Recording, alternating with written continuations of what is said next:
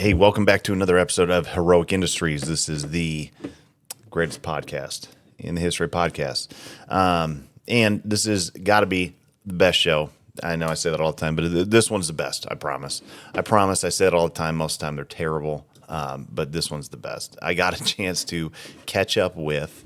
That's what you say when you were like have no business being in these conversations with people, and you somehow connect with them, and then you say, I got a chance to catch up with, and that makes you sound like you are an authority, when the truth is I just randomly messaged Jill Miller of Fitness Tune Up and Yoga Tune Up, and asked her if she wanted to be on a podcast, and she said yes because she's awesome. But Jill's a CrossFit OG, sort of.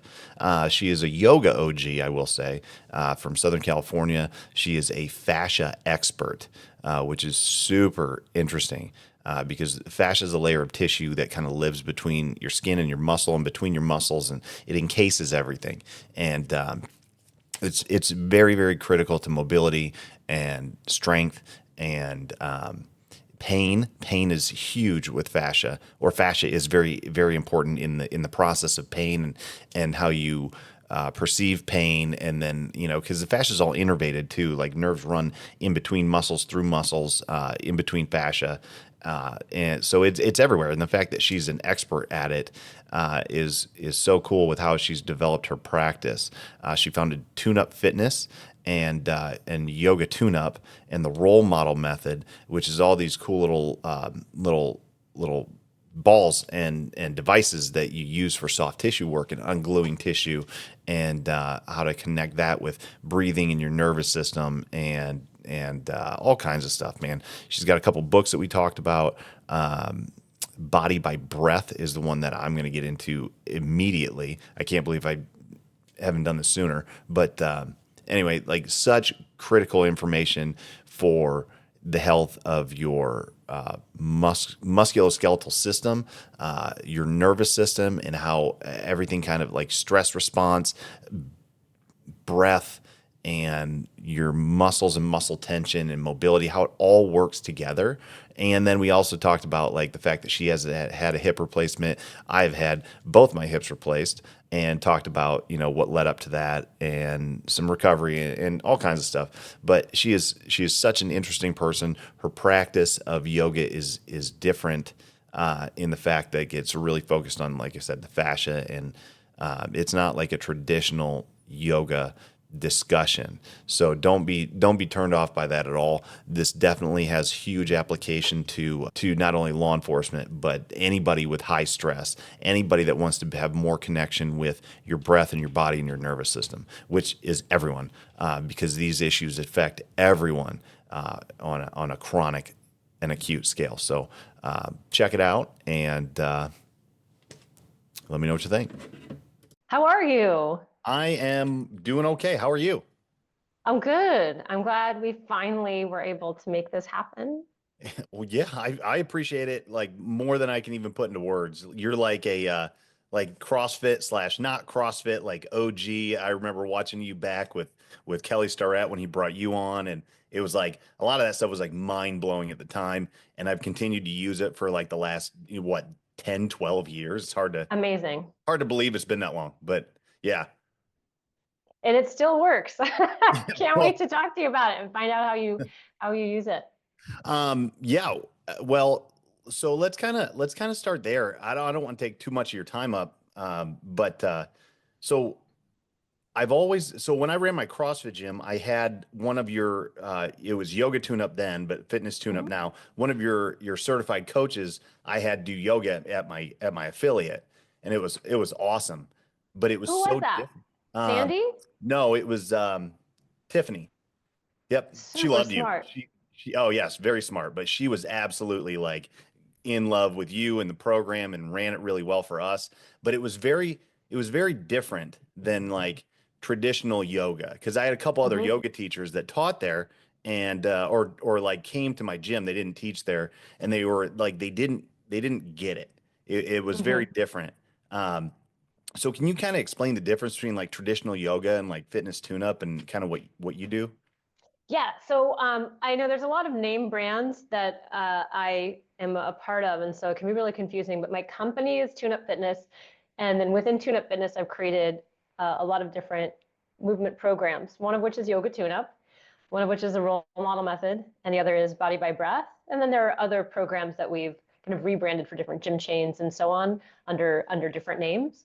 But what you did with Tiffany and what she brought into the CrossFit was really the first program I ever created, which is Yoga Tune Up. And my goal with Yoga Tune Up was to use yoga as a tool to help people disassemble their own movement and pain patterns. So what I like to say is that Yoga Tune Up helps you live better in your body. It uses a combination of yoga, corrective exercise, self-massage, breath work, and mindset work to help you find and heal your body's blind spots. And your body's blind spots are areas of overuse, underuse, misuse, abuse, or body confusion. And for me, those confusing parts are the most intriguing because I feel like those parts that we don't propriocept well, that we don't sense well, are really lying in the wake of us from good coordination and are perhaps what is a seed of an accident or injury to come down the road. So all of the work that I do with all my programs really is hunting after this body sense so that we have better command and control of our body and being. That's awesome. Yeah, then within the realm of like, I don't want to talk exclusively about CrossFit, but CrossFit intensity, tactical athletes intensity. You talk about misuse and abuse, and it's like you don't even understand what you're doing to yourself at the time because you're able to do it. And then like, 2 hip replacements later, it's like, oh wait, maybe I should have paid attention to this stuff, Yeah, but I just want to also like decompress the pain of that because, there also are something called birth defects, Anthony. And, when you have young hip replacements, if it wasn't, severe accidents or, injuries, which I don't know where maybe yours were injuries, but there's also the other category that it's your mom and your dad's fault. Yeah, That's the one absolutely. I like. 100%. So, and I wanted to get into this anyway. I'll just kind of hint at this now because I want to go back to some stuff you just said. But yeah, my hip replacements were mostly due to the fact that my hips are flat and dysplastic. So There that you means go. yeah. So like they were shaped flat, there's less cartilage. So therefore, if I have half the cartilage of a normal human being, I'm going to run out of it twice as quick. So I 100%. made it about to 35. Most people make it to 60, 70, 80 years old. I just ran out of it, twice as fast. Plus, I was super aggressive on them and kind of put the pedal to the metal on it. So I don't know what are you gonna do? But with that said, some of that definitely was like looking back, like abuse and misuse, right? Like too much intensity, too little recovery, like not paying attention to this stuff. And it was like very clear, like looking back to my time playing college football, even if I would Hmm. have understood some of these things about Sure. movement and mechanics and like the fact that I had no internal hip rotation for Oh, my yeah. my entire life, right? I had impingement my entire life. Ah, So I didn't even realize that you were supposed to be able to internally rotate your hip. Like your foot's supposed to go that way, and it never did. So if I could have understood that and seen that, I probably could have pushed another few years out. yeah, yeah. I mean, you could have buffered them somewhat for sure, but also there are so many other benefits to doing recovery work for your nervous system, for your resilience, for cognitive benefits, and so on. So I hear you, and on the other end of the spectrum, as it's so funny because you and I corresponded for such a long time about the hip stuff. Yeah. 'Cause, I also had a hip replacement at 45, but mine was two factors. One, the birth defect, thanks mom, and then the other was I stretched my body like Gumby into illegal contortion shapes that probably no human, should be doing on a regular basis. For the same reasons, they were tremendously satisfying. It really gave me a lot of my self worth And I just love the intensity on the other side of the movement spectrum of this sort of stretch intensity spectrum. That's so interesting because I've had no desire to ever do And I would never play football. That's why we're a good match. Let me ask you this. I'm just totally curious because I had a lot of people when I was going through my hip replacement because I had one done in like 2017 and the other one done in 2019, and they fell Yeah. apart kind of progressively about, on the same rough time frame. But I had a lot of people at my gym at the time saying, "Well, do you wish you would have like back things down or not done things?" And I was like, man, I've done a lot of cool stuff with playing college football, competing in CrossFit, being a SWAT cop, a lot of law enforcement stuff, wearing a duty belt. That wasn't good for my hips either. And honestly, I wouldn't trade a minute of it because like it has entirely made me who I am and like is what it is. I'm just grateful that there's medical procedures where I'm not in a wheelchair for life now, you know?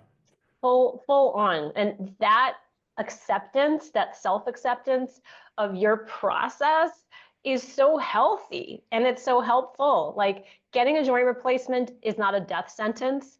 And it is a chapter two for so many people. I mean, almost everybody that I work with, they're so happy that they got their joint replaced, unless there was something really off within the surgery, and that does happen in rare cases. And it's just so devastating and complicated. But for the most part, especially if you're doing corrective work and working to get even more robust than you possibly thought you could ever be, it's just there's no reason to not do it and to beat yourself up for the former you that ended up having that circumstance where you needed to have a joint replaced. Yeah. So what did you do? Did you do anything leading up to having your hip replaced? Did you just have the one done? Yes. Yeah. So that's an interesting story. So when I went in to get, I waited. I had some on and off hip pain in my tensor fascia lata. So the tensor fascia lata is a short hip flexor that feeds right into the iliotibial tract. So it's a hip flexor just like your psoas and your iliacus and your quadricep muscles and sartorius. But this little muscle was my canary in the coal mine. I would wake up in insane amounts of pain not every night, but many nights a week. And I would do corrective work that would put out the fire, but I knew that I was having more frequency of this pain. I was also having children. I started having kids really late in life. I had my first kid at 42 and I had my second kid at 44. And I just didn't want any medical scans or any imaging that would make me doubt my body. So even though I was having this hip pain, I thought I had a torn labrum. That was my hunch. And I was like, you know what? I know enough corrective work.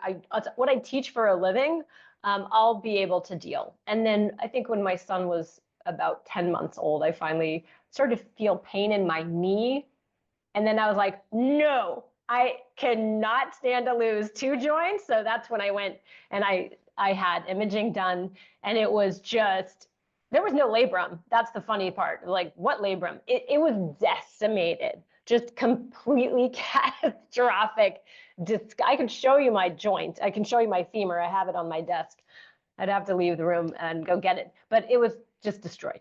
And so when I went into my ortho for his reading, his first 5 words out of his mouth were, "So, when do you want to schedule?" Like, he tested my hip. He was like, "Hi, I'm so and so." He tested my hip and then he said, "So, when do you want to schedule?"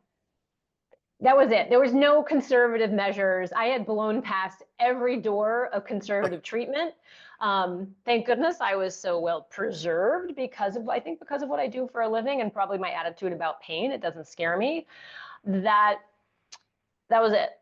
So, and he had x-rayed the other hip also, and he said, give that one 5 years. And that was one thought worm that I wasn't going to digest. And here I am almost 8 years later, and my right hip is totally fine. But, Oh, it's not unusual that one will follow the other in a lot of circumstances. I'm hoping that I'm not going to, I'm going to dodge that bullet by doing the work that I'm doing now. yeah. Yeah. My story was somewhat similar.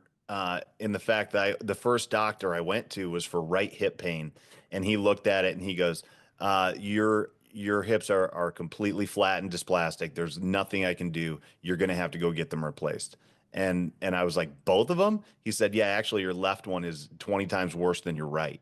So that Hmm. he called it. I hated this doctor. I couldn't stand his bedside manner, and the way he talked to me was completely just like it was so direct, and I just wasn't ready to hear it. But he was just like, "Yeah," he goes, "that one's going to go first. Your right one can probably push back if we can get some pain management." And he was dead on right. My left one I had to get replaced about a year later, and there was, yeah, I tried to do some shots and stuff. I tried to box squat my way out of it, like high Mm. box squat, build your glutes, and that buffered it out on the right side, but that left side just ended up going fast. And then yeah, and I actually went on a multi-state, like all over the Midwest, talking to different doctors and Yeah. just making sure because I knew I had to do it, but I think you probably have more resources where you're at for like doctors. Here it's like you're in a smaller market. So I just wanted to make sure I talked to the guy that does all the West Side Barbell hip replacements. Like I went to Yes. Columbus and talked to him. I went to U of M and talked to those guys, and Great. they all basically told me the same thing. And I was like, okay, now I know how to do this, and I learned a lot about when you are looking at surgery, regardless of what it is, like you are contracting the surgeon, like they're working for you, and you Hmm. get to pick like this. So you can't just take the first guy's, like recommendation and say, okay, I guess this is just what I do. And this is what the doctor said. Like you're hiring them to do work on yourself. It's like human carpentry. Yeah, I totally agree. I think people really do need to find the group or the clinic that feels like the best fit. And I had done my work ahead of time. I did a lot of work ahead of time. And I loved my surgeon. I know I sound so cavalier when I quote him. He was very friendly when he said it that way, and his bedside manner was and still is absolutely incredible. I've seen him for follow-ups for other issues, and his name is Dr. Jason Snibbe, and I just think he's such an incredible human. And I'm so lucky. I really am very lucky to have found him. But I also considered other surgeries and other options. But I know my own anatomy, and I also knew where my locus of pain was, and my locus of pain was anterior, and so I didn't want to have the anterior approach because the thought of having more scar tissue in that area was daunting to me. And so he has an approach that he actually created himself. It's an innovation on a procedure that's commonly done in Australia called the PATH procedure, PATH. So people can look up the PATH procedure, but what he calls it is direct superior. So with his robots and whatever other hardware he has at his hospital in Los Angeles, he has something called the direct superior approach. And I don't know if he's trained other people to do it, but they they go through the fascial planes of the side of the hip, and then they end up getting all the way down to the joint capsule. They cut the piriformis tendon reflected back, and then are able to access right into the hip joint. They saw off the femur, they hammer the thing in, da, da, da, da. And the hardware I got is called a dual mobility Hmm. head. So that allows athletes and young people like myself to regain complete mobility. In fact, I have better mobility in my left hip than I have in my right, and not lose a second off of the ability to do everything that I do in my life. It didn't impair any range of motion, and it's quite an extraordinary surgery. I mean, every surgery has its ramifications and has its downstream consequences, but yeah, I was really happy. I'm really happy, and I've recommended the surgery to a lot of colleagues, and they've all been happy. And I think some of them are doing better than me, actually, Uh, with their strength gains post surgery. Yeah, so that's kind of the same experience that I had. I did the anterior approach for both of them. Mm-hmm. But I looked at I've heard it described as a direct posterior approach. So it's superior and it's like it's more in like the medial glute, right? It's kind of like where it goes. And it's like a micro incision. So the incision's smaller, I think, than Yeah, the so it's a 4 centimeter incision. yeah.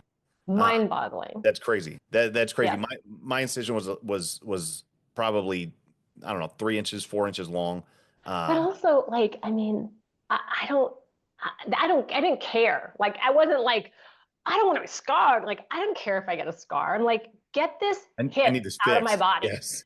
Get Yes. it out. I didn't care if it was an 8 inch scar. Like, because I'm not very aesthetics focused. I can't see anyway. I'm so internal. I'm a feel type of person. So, but that's my pain. Other people, scars are really psychologically challenging, right? And it reminds you, for a lot of people, really it can remind you of the pain. It can remind you of that journey. Me, I just think they're kind of cool, Yeah. Well, they tell a story, that's for sure. for But sure. yeah, I was the same way with like just get this thing both times, just get this thing out of me. Because I remember like one, I couldn't sleep, like you said, I couldn't sleep. I had the classic like posterior like medial glute, and then the same anterior pain that you had, just both of Mm. and no matter what position I get in, I couldn't get comfortable, and it was like constant. And then sitting in a squad car with the duty belt on Oh, was the just worst. it was physical torture. And it was like I'd get up to go walk around, and then that would hurt, and then I'd have to sit down because that hurt too bad, and then that would hurt, and I was like, this is hell. Like this is Yeah, literal. and then if you're called to action, like if you're called into, I mean, I can't Yeah. imagine, like I think about that now, like having to spring into action, and override that pain if your body will let you, right? Because my pain wasn't as bad as yours. I didn't have that lateral medius pain. I didn't have to take any painkillers leading up to the surgery. I remember, so obviously you're familiar with Kelly Starrett and his wife Juliet. So Kelly wrote the foreword to my book, The Role Model, and Juliet had her hip replaced.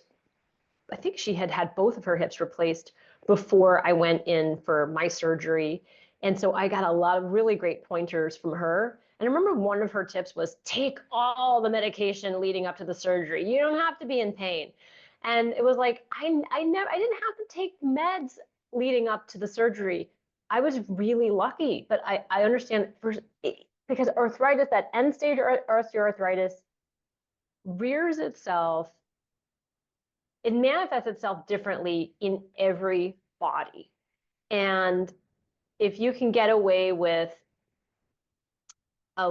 if you can get away with a little bit of dampening that pain response so that you can get on with your daily diligence, just do it. Like, don't suffer. Well, and what I did a lot of times to help dampen that response was a lot of glute work, just trying to Yeah. get my glutes as strong as possible. And then honestly, I did a ton of gut smashing. I remember doing on the softball. What's the The Corgis ball? gorgeous ball. Yes, the Corgis ball. I know you got one close. I do. It's actually deflated because I use it as a model of the diaphragm. But Yeah. yes, the gorgeous Yep. ball. Yep. So I would keep it about half deflated, and I would just roll on that, and that would help enough so I could get to sleep. Um, Yeah, well, yeah. I should like rewind and restate. The reason I think that I didn't need to take medication is because I used my rubber drugs, but I have been using rolling. I've been doing self-myofascial release for so long. It is part of my daily practice. And I do think that it is like you're attesting to, it's a huge part of keeping the pain at bay and allowing your tissues to restore length tension, even if it's just temporary, because yes, you're going to go to sleep and it's going to suck, right? Because your brain is like, oh, wait a minute, I think this is supposed to feel like this, zap, zap. But there are those corrective works that you can do, the glute strength prevention program. I think that's really helpful. And then the concentrated selected rolling, especially that the gluteus medius, that is taking all of your body's weight and just thinking it has to control the hip for you. Yeah. What was I gonna say? So coming back from your hip replacement, Hmm. if you had to, what have you had to modify? I'm always like, I've been half tempted to try to email somebody from Ready State just to see if like distracting the hip the same way that I did before, it was okay, or if that's going to be bad for the joint. You know what I mean? Like So I don't. I think that's definitely that's a conversation with your surgeon to Yeah. find out what is that type of traction load. I don't think traction on the joint, my joint, would be a good idea.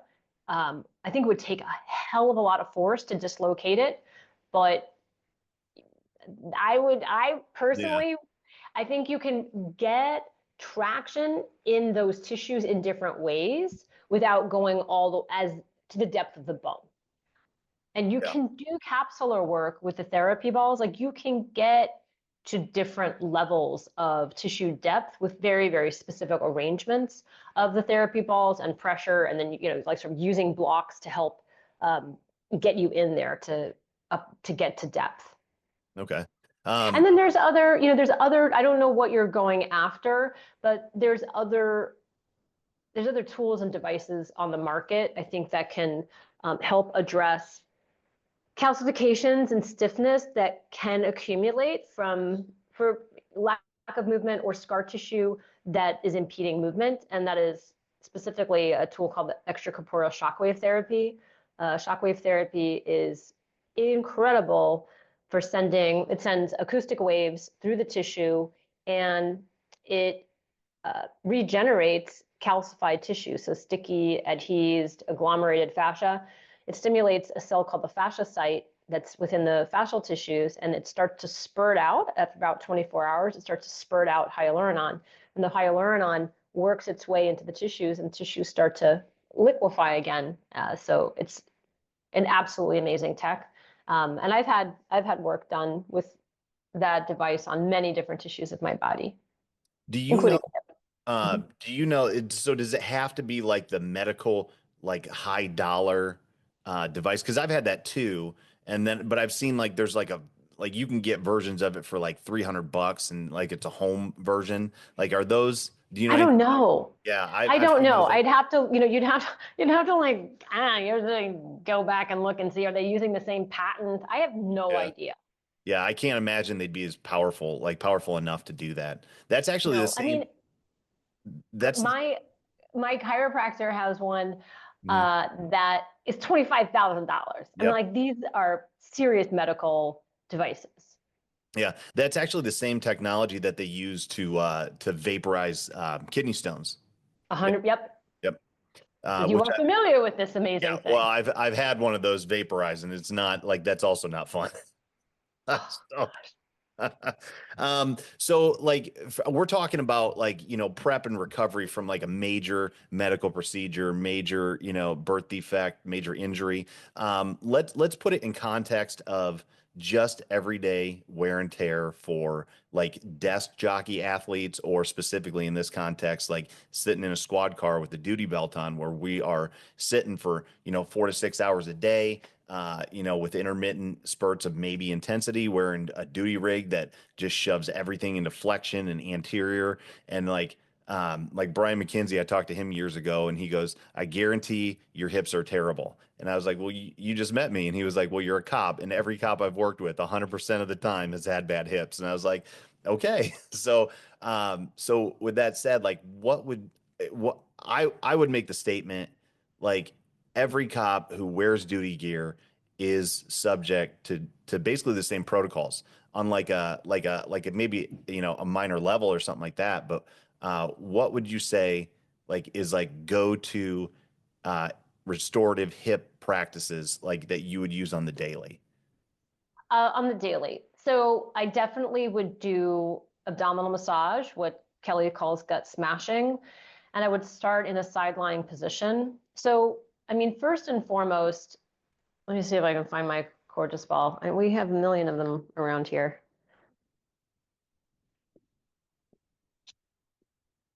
Oh, here we go.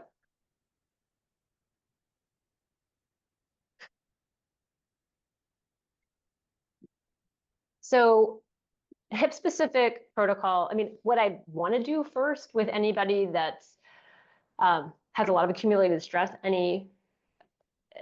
any police officer, firefighter, anybody who's, having to do watch in challenging locations or physical arrangements, crouching positions, long seated positions, you want to deal with the stress that's accumulated just from having to be so vigilant and attentive. And so what I would do with those folks, with those bodies, is side lying on the ribs first. I'm finding in general that side lying on the ribs is one of the fastest ways to attenuate a pain response or to acclimate people to the oddity of having the pressure go into the body. So I'll adjust the Coregeous ball to their pressure likeness and have them side lying on the rib cage. And then that's really great because you can start to help them conduct breathing there. So they become familiar with rib cage movements that are obviously a part of whole body breathing. And the pressure of the ball on the side of the ribs starts to traction the thoracic spine and the thoracolumbar junction. So the thoracolumbar junction is really where the rib cage sits on the low back spine. That gets super short and super tight. And by the way, that's where the psoas originates. So we're going to start to talk to the psoas from its north side, basically. But we're going to get a whole other host of benefits by doing the side lying rib cage breathing. So after their comfort develops there, then I will typically have them do some rotations. So the rotations in the just basic general parlance is open and close the book. So you would reach the top arm forward and then reach the top arm back. And that's going to get the rib cage to start to do a type of scroll action, right? So you have two rib cages. You have a gigantic rib cage, but you have two halves to the rib cage, each with its own 12 ribs that may be oriented differently from side to side. Right? We're not very symmetrical from side to side. As you know, your hips are not symmetrical. But by the way, the pairs of ribs you have also not symmetrical. So this is a way to start improving some of the glide in the spinal vertebra, in the movements of the ribs, which are, housing your lungs and your heart. And then you go to the other side and do some basic actions like that, breathing into the ball, and then just some really lovely rotations. And then the more your students are comfortable with that, they can also be a little bit more dramatic in the range of reach as they go. And I always do check-in and rechecks. I always do little tests all along the way. We didn't start on your back, but you'd have people roll onto their back at this point and get a sense of their posture at rest. And they're going to have a very, very pronounced proprioceptive and interoceptive change to the way their sacrum, lumbar, and thoracic spine, and even their head and neck, they're going to feel a radical change in their posture. They're going to feel longer. And especially if you're wearing a belt, all of this is so compressive and just really pulls you, deeper into your body. So having a sense of freedom in the rib cage, and the spine is a miracle. And then I would go down into the side waist. So the side waist now has also acclimated to the weirdness of having a ball press into you. And there's going to be, I can guarantee you, less reactivity than if you just laid people down, navel down on the ball and said, go to town here. Nobody wants to be punched in the gut. And when a Coregeous ball or any tool goes into the abdomen, the body's natural stress response is going to be to push away, and it's going to be to tense up. And that tension is going to feel like discomfort, like pain. The brain is going to say, I need my next breath, get out of here. So when you're doing the side lying, you are out of the way of the diaphragm's central tendon. And so it's just an easier way to access the gut. So in the side lying on the waist, you would inhale, hold your breath, contract, and then on exhale, relax. So we would do a contract, relax mobilization there. And that contract, relax, piped in with your breath, is a really great way to adjust the stretch reception all over this lower core area. And that's going to include the psoas.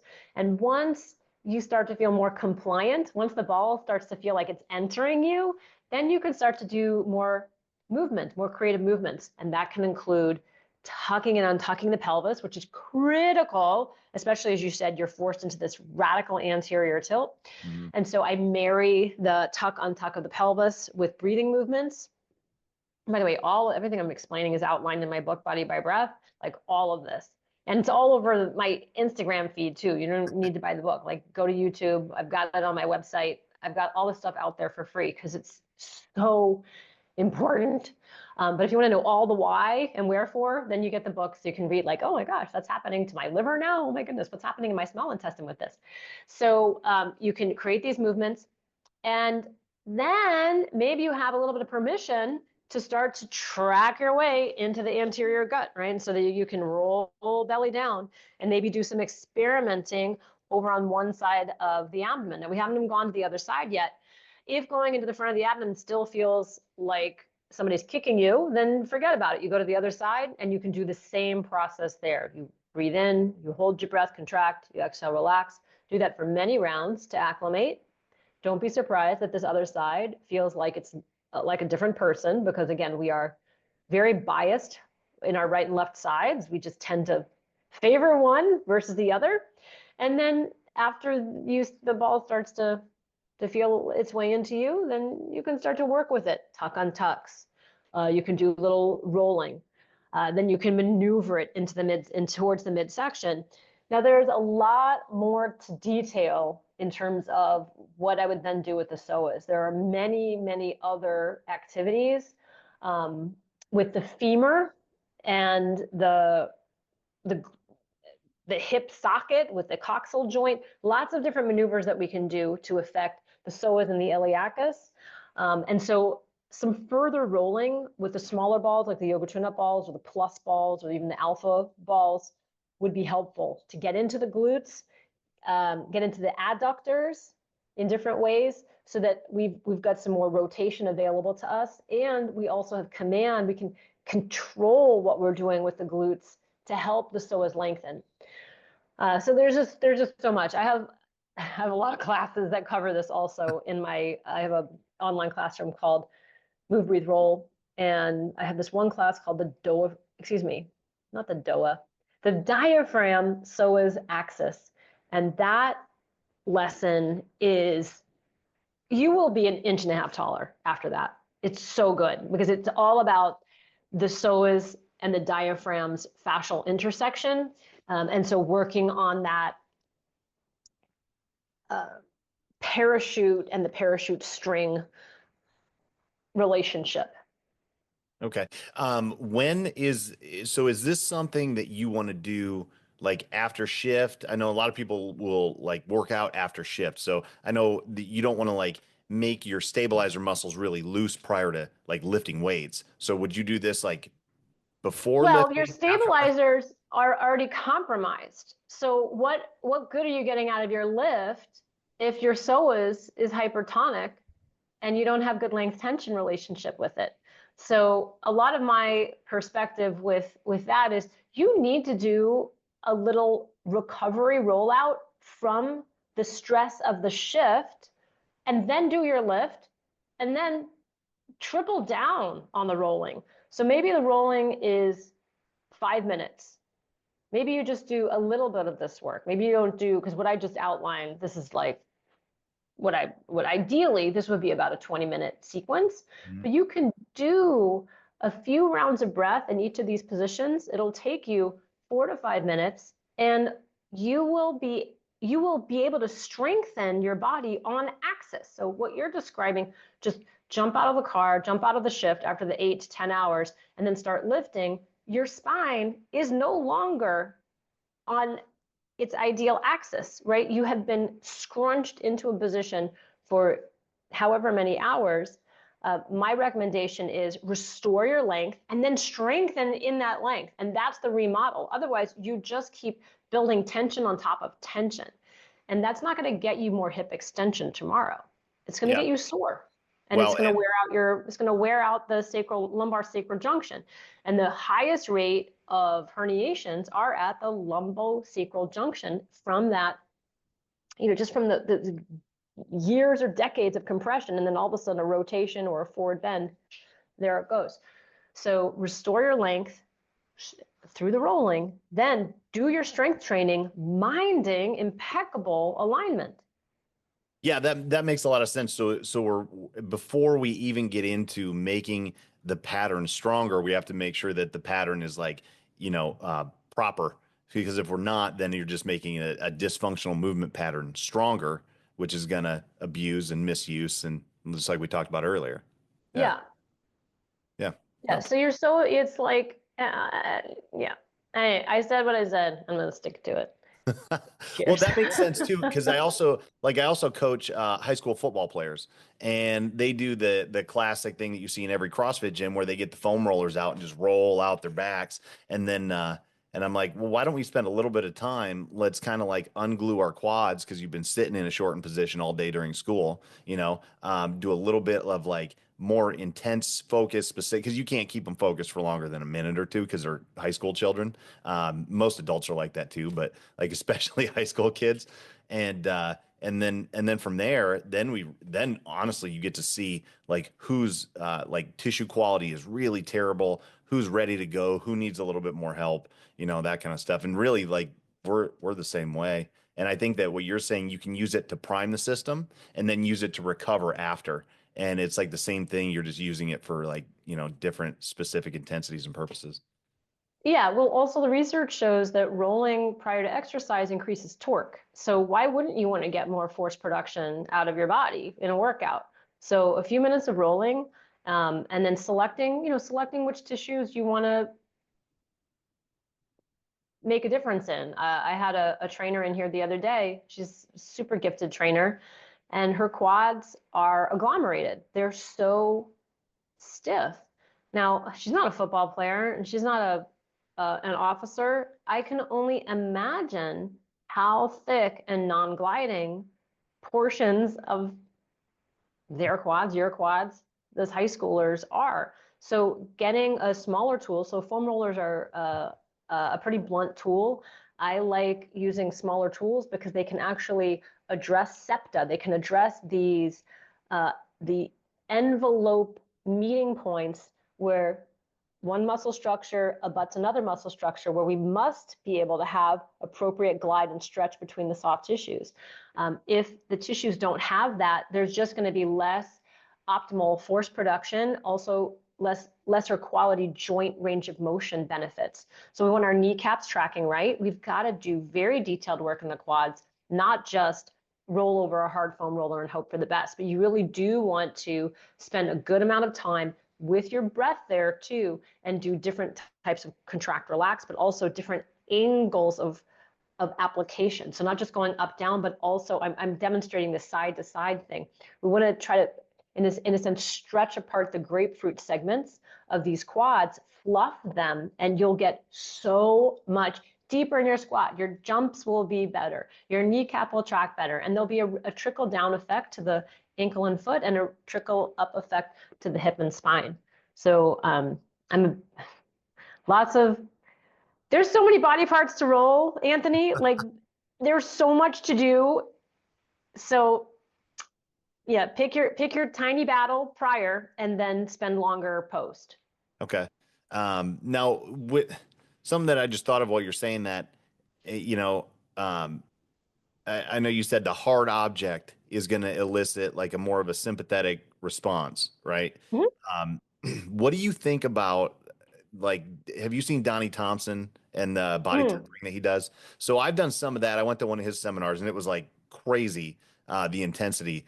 But like, how does kind of that fall and factor into this? Because it's kind of the same, but not really, you know? Oh yeah. So what Donnie Thompson does is he uses these metal pipes of varying weights and applies them directly on the body. And it reminds me of some of the massages that I've gotten in the past where you literally have to dissociate from your body in order to tolerate that pressure. And I think that can be for a training, it can be very beneficial, both for the tissue but also for your psychology. But I think that it's one application. I hope that people have a variety of applications, because I think it's very hard to replicate that perfectly in every circumstance. So when I mean dissociate from your body, it's not always bad to like get really gnarly deep tissue work, right? So I've definitely have been quoted probably as saying like, and it's true, it doesn't have to hurt to work, but sometimes working with that edge of your ability to tolerate pressure, that psychological edge of being able to tolerate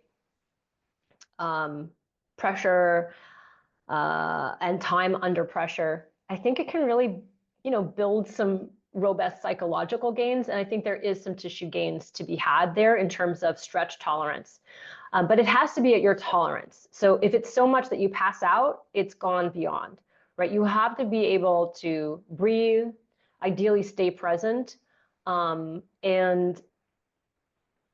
work, ideally stay, not split and go to, go to outer space so that you can just be there. But at times you will have to split and go to outer space in order to endure, the next 6 seconds of this. Do you understand what I'm talking about? Yeah. So tell me if I'm kind of understanding what you're saying, or if I'm way off base. Like doing that and having what does he call it, the ex-wife roll on your quads, like that thing is like 100-pound cylinder, and Mm-hmm. it is just like you have to. There's a limit that everybody has where it's like that's too much. I can't do it anymore. And Donnie was kind of funny. It was crazy. He would try to find that on people and be like, "Who wants like to basically challenge me to tap out?" Like, so everybody's got kind of a breaking point, but in order to go through that, you have to really challenge staying calm under a severe sympathetic response. Like being crushed to death is what it feels like. And like, so it activates your fight or flight system huge. But also like, I'm so like my calves and ankles are so tight. Like when I do downward dog, classic yoga stretches, like if I'm in that position, that also challenges me the same way. So I hit that sympathetic response, and then it challenges me to stay present and to focus on the tissue and focus on the position and focus on like calming down. Same thing that we do in the cold. So is there Yeah, some that's application what of I'm that? saying. I think that it is a novel, training stimulus, but I don't think that it's necessary to do that as your main self-myofascial release application. But I do think there is something extremely novel about it for that testing of sympathetic, parasympathetic response.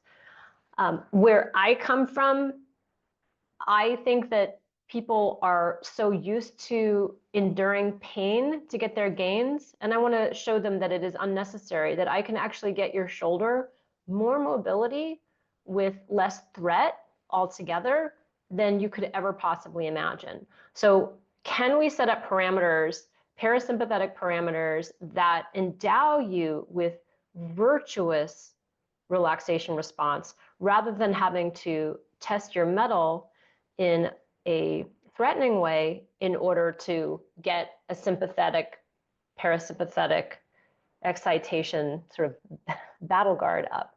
Yeah. So I think that it would be really interesting to do a workshop with Donnie Sunday and contrast all of that. Um, That would be super cool. That would be very, very cool to see that and because it's like the same type of idea, but applied totally different. It's kind of like a like a golf bag. Like Donnie's thing is a driver. You don't need a driver for every swing. You know what I mean? Like usually it's like a driver and then a 9 iron and then you kind of work your way down to the putter, right? So it's like, you know, I don't know. Does yeah, that I make sense? mean, for sure. I mean, what I do has a lot of refinement to it.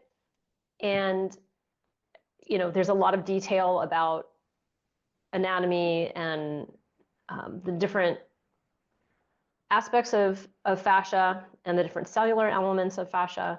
But I can also see how his work is effective. So, That's a great question. And I have used it probably at Kelly's place, at somebody's place. I used it, and I thought it felt really awesome.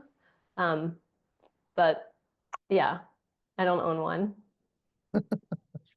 Yeah, I'll use that sometimes with like the football players that I train. Just use a kettlebell, and I'll kind of like roll with that if I need something heavier than like a lacrosse ball or something. So kind of the same, Yeah, kind of but the we same. don't have to put our body through a meat grinder to Yeah. get a pasta maker to get the result. And I think what that those extraordinarily heavy tools do is they put stress into the tissue that is fully compressive. And a lot of the work that I do is decompression work. So we use the balls, they're covered with grippy rubber in order to actually traction tissue, local tissue, or planes of tissue away from other tissues that they're already squashed into. So I don't want to create more squash with my tools. I'm trying to offload things Oh, and okay, fluff okay, okay. things up. Got it. So all of these different inputs can, do different things for the body when we look at the different variables in self-myofascial release.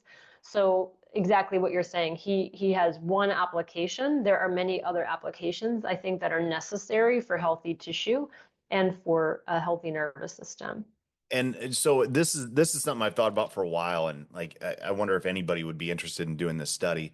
But the tool of using like a heavy weighted blanket for autism and stuff like that, Mm, I think that there is a connection between what Donnie does and that. And sure. I think the connection is that's the first thing I thought of when I took that. I was like, this has got to be the calming effect of the weighted blankets has got to be similar to this, the way that the weight felt and the way you feel afterwards.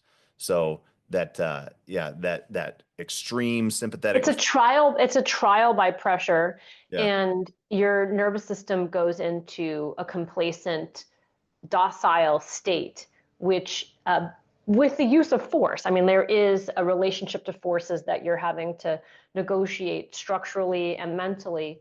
So, but yeah, we should ask Temple Grandin what she thinks about it. Um, Yeah, so all right, so that covers a lot of that, and I really didn't plan on talking about it, but I thank you. I learned a ton. What,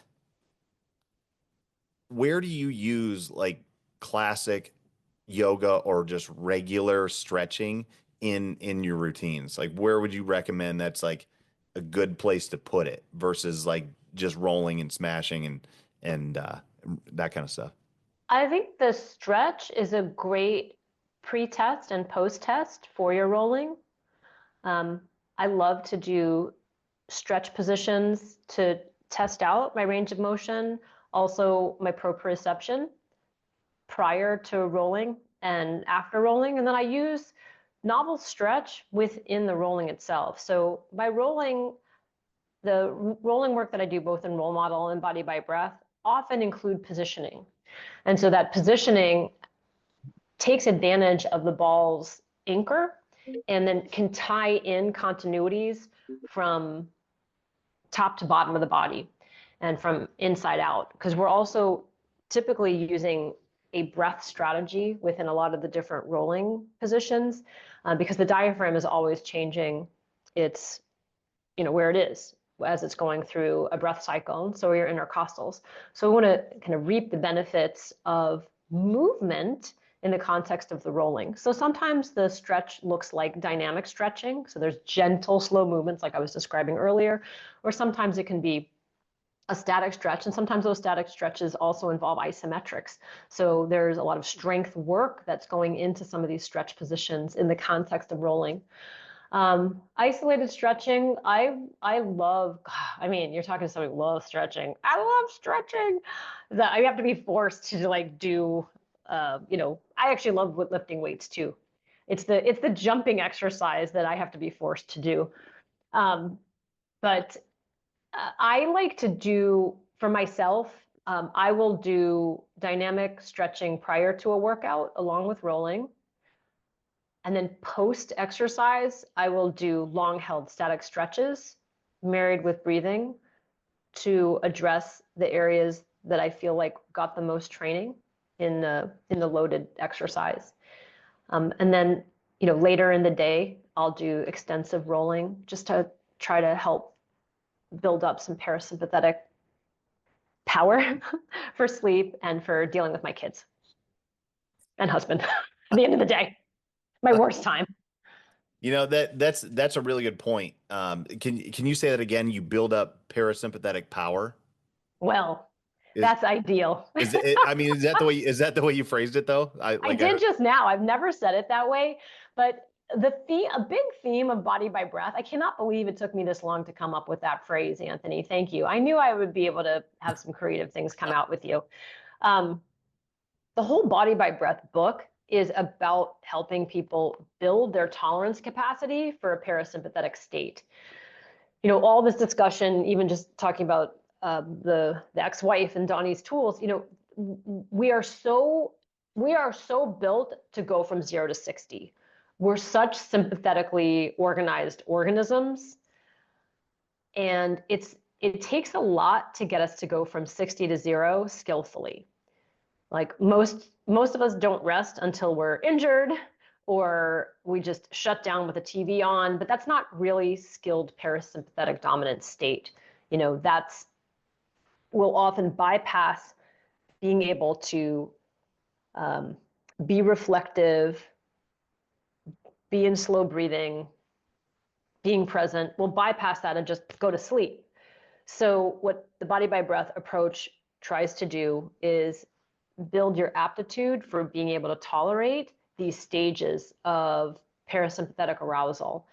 And so when I say build the parasympathetic power, for me, a lot of the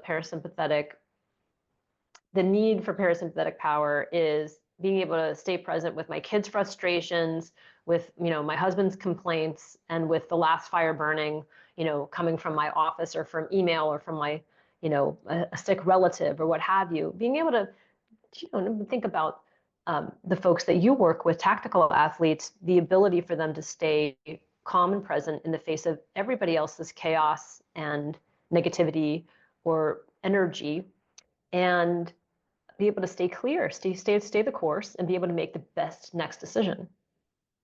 And that a lot of that comes from being able to tap into your parasympathetic reservoir for clarity. Otherwise, you're just right. You're overtaken by fear, anxiety, or threat. Yeah. So a lot of these dots got connected for me when I did that. Like for about a year or so, I worked with Brian McKenzie and Rob Wilson with their Art of Breath. I love. Yes. I talk to Rob all the time still. I just did a podcast with him. I have to do a lot of editing on it, but Oh, I cannot wait to hear. he's so good, man. He is so good. And as far as Yeah, I like know. knowing how to connect the dots for like the population that I work with, like holy Yes. crap. But it is not it is not a light switch. Your nervous system is not a light switch. Your sympathetic nervous system is not one or a zero. It's a spectrum, right? You're always somewhere Mm-hmm. on it. And where you're talking about building parasympathetic power is where we never train in law enforcement. We never train that. But yet everybody wants to talk about de-escalation, de-escalation, de-escalation. It's like, well, you've never trained these cops to be anywhere but scared to death of their physical safety, scared to death of getting sued, scared to death of getting fired, scared to death of everything, man. It's like, what kind of job can you have where you have to wear a camera everywhere, even to the bathroom, because nobody trusts you? You know what I mean? And now, what's that going to do to your nervous system? Because you're worried about getting in trouble all day, let alone somebody shooting you, right? So your nervous system is always pegged at a 10, and you never learn how to bring it down to like an 8. So when I show up on a scene, like I have to decide based on your behavior where I want my nervous system to be. And if I just know how to turn it on or turn it off, like it's either a 10 or I'm asleep, then how can you expect your cops to make good decisions in that stress state? It's impossible. So like what we need to do is learn how to turn the dial up turn the dial down. And at some point, if you get into a shooting or something, it's going to jump to 10, right? That's going to happen. You can't stop it, but you need to be able to harness it as soon as you can and decide if you need to keep it at a 10 or take it down to a 7. And that's how you regulate and de-escalate, is like you have to de-escalate yourself before you can de-escalate anybody else. And nobody wants to take the time to do that because it's hard. And then you have to demand more from your trainers, demand more from your cops, and then with that comes a lot of different things. Like you have to pay more, you have to demand that you hire better people, And in a situation where nobody wants to do the job already, that's difficult, but not impossible. Yeah, I have this phrase in the book called it's about turning on your off switch. But you're right. This is a number of dimmers that we're dialing around, and one of the biggest dials is your diaphragm. Your diaphragm is a dial that you can navigate at all times. Your breath is also going to be telling you, it's whispering to you in its pacing what's going on within your physiology. So teaching individuals some of these obvious physiological cues and then different ways of harnessing and harvesting it for the right use, I think is critical. And I really hope that you, in this journey that you're on, this investigative journey and your own curiosity and your own experience, that you will be able to find ways in to these groups with education. Rob too, Brian too. I have so much admiration for them, and they're quoted in my book. I do have a course coming up, the Body by Breath immersion. I think you would love it because it's a lot of what we've been talking about. And there's so much more because it's all the practicals. There's just so many practicals in that course, and it's online. So, and Oh, I'm, sweet. it's like half online and then half lives.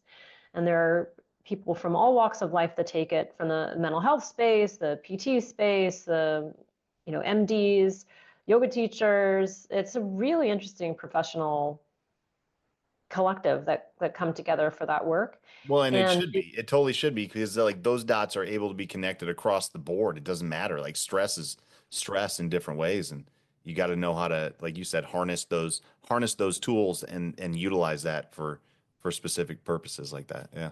yeah, and military folks, like we've had a number of people from not just the U.S. and Canadian military either. So I can't name other military, but it's there. It's out there in the open. Anybody can enroll. Well, sweet. Awesome. Um, yeah, I wanted to shoot for about an hour. Do you have anything else that you think would be super pertinent and like we would be amiss to not talk about it? There's so much to talk about, Right. and I'm glad we spent a lot of time talking about the hip. But you know, healing is also a spectrum, and you're never done. So it's just you're going to be learning about your hips and all of you for the rest of your life. I was having that conversation the other day, like, no, no, no, that's not done. That's not done. You're not done. I'm not done healing my hips, whatever. I'm where I am today, and I keep learning from them. I think the other maybe smaller points to make, they're big points, but just to make them small, is that breathing is not a nose to lungs experience. Breathing is a body wide experience and needs to be respected as that. And it really is such an ultimate inside out tool. I was alluding to that a moment ago, but there's just lots to talk about. So we'll never be done. Yeah, I think that's a great point. I know I get phone calls and stuff from people about like, hey, I'm getting my hips replaced. Do you have any recommendations? And part of what I always say is like, it's not a linear process, right? The healing is not like you'll be here today and here tomorrow and here the next day. Like it is like all over the place, and it's you just have to keep learning. Like that's a great way to put it. Yeah. So, uh, like, keep that growth mindset going because you're going to grow a lot in this process. Yeah. Well, Jill, thank you so much. I really appreciate your time, like a ton. It's an honor to talk to you, really. Oh, it's so fun, Anthony. I feel like I know you from just the years of back and forth and your posts, and I I just have a lot of respect for what you do and for your community, and I'm here to help. Well, awesome. Well, I'm going to check out that body by breath immersion. I'm going to check Yeah, that. I'll send you a link. I'll Sweet. send you a link right now. Perfect. And then where can other people find more information about you and everything we talked about today? The website is tuneupfitness.com. That's all one word, like you tune up a car, Tune Up Fitness. And you can find me where, my events, as well as the events and other educators that teach my work all over the world, like people like Tiffany. But we have educators who teach this work all over the planet. And I will be teaching some live events mostly on the East Coast this year. I think I'm going to be, yes, I'm going to be in the Berkshires teaching at a yoga festival called the Berkshire Yoga Fest. And then I'm also teaching a very, very high-end retreat center. It's called Canyon Ranch. Very fancy fascia retreat at the Canyon Ranch around that same time in early June. I will be in the UK teaching in late September, and I will be presenting at the Fascia Research Congress in New Orleans in August. So I'm very involved with the fascia research community, and I'm really psyched to present some of my work there in August. And those are the places to find me live. Otherwise, you can find me alive online anytime. Awesome. Well, I'll let you go. And thank you again. I appreciate it so much. Be well. Take care. You too. See ya.